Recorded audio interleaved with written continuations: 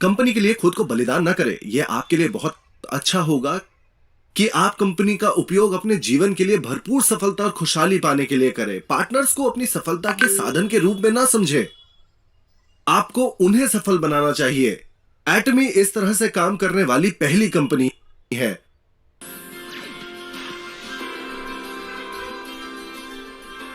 हमारी कंपनी की नीतियों में से एक ईमानदारी है और अच्छाई सबसे अच्छी रणनीति है।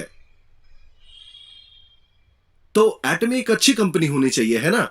हम प्रति उत्पाद नीति में एक भागीदार रखते हैं। हम एक कंपनी से एक उत्पाद के लिए लगातार और स्थिर ऑर्डर देते हैं।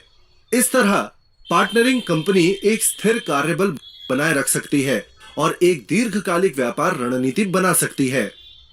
वे R&D के माध्यम से नए उत्पाद भी विकसित कर सकते हैं, इसलिए हमें स्थिरता बनाए रखने में मदद करनी होगी। मैं बयान के कई पहलुओं से असहमत हूं कि कंपनियों का उद्देश्य लाभ कमाने की तलाश करना है। किसी कंपनी का उद्देश्य लाभ प्राप्त करना क्यों होना चाहिए? क्या कंपनी बनाने वाले लोगों की सफलता का उद्देश्य नहीं होना चाहिए? बेशक कंपनियों को टिकाऊ होने की जरूरत है। ऐसा करने में सक्षम होने के लिए, टिकाऊ होने के लिए स्थिरता के साधन के रूप में लाभ उत्पन्न होना चाहिए। लाभ को एक साधन माना जाता है, उद्देश्य नहीं।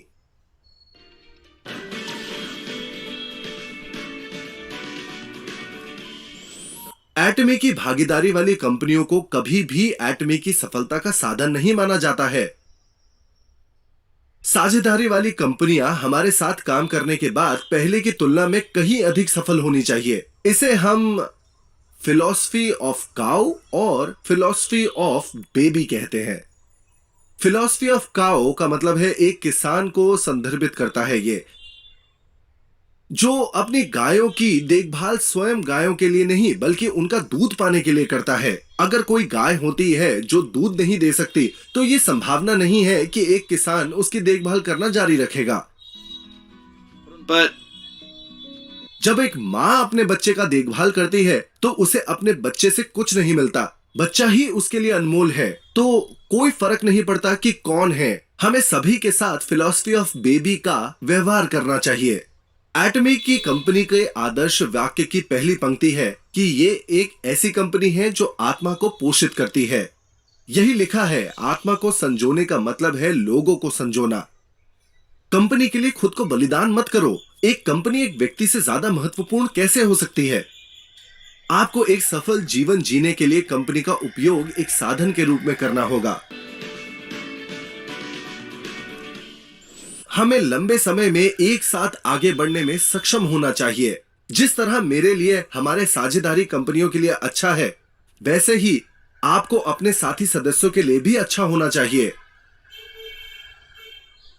हमारी कंपनी की क्षतिपूर्ति प्रणाली वो है जिसे बहुत अच्छी तरह से बनाया गया है। इसे इसलिए बनाया गया है ताकि आप अपने साथियों को सफल बना सके। ताकि आप सफल हो सके, आपको किसी और को सफल बनाना चाहिए। मैं ये नहीं कह रहा हूं कि आपको मास्टरशिप तक पहुंचने के लिए सेल्स के साथ ओवरबोर्ड जाना होगा। मूल इरादा यह था कि कंपनी उन लोगों की देखभाल करेगी जिन्होंने अपने भागीदारों को सफल बनाने में मदद की। मुआवजा योजना इस उद्देश्य को ध्यान में रखकर तैयार की गई थी। यदि हमारे कॉन्ट्रैक्टर्स ने पहले अपने साथी की सफलता को ध्यान में रखा और यदि वे पहले अपने साथी की कठिनाइयों पर विचार करते हैं, तो कंपनी के पास एक प्रणाली है जो उन्हें एक मास्टरशिप कमीशन के साथ क्षतिपूर्ति करती है। अपने पार्टनर को सिर्फ अपनी सफलता का जरिया ना समझे, इसके बजाय अपने साथी की सफलता को अपने से भी अधिक जरूरी और अधिक मूल्यवान समझें।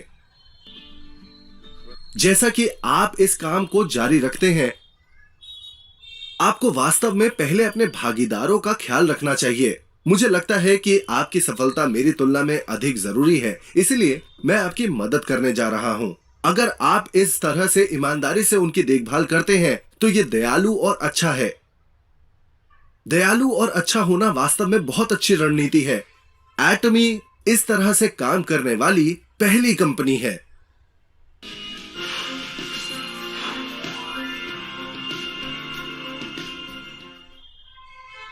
वंडरफुल। ये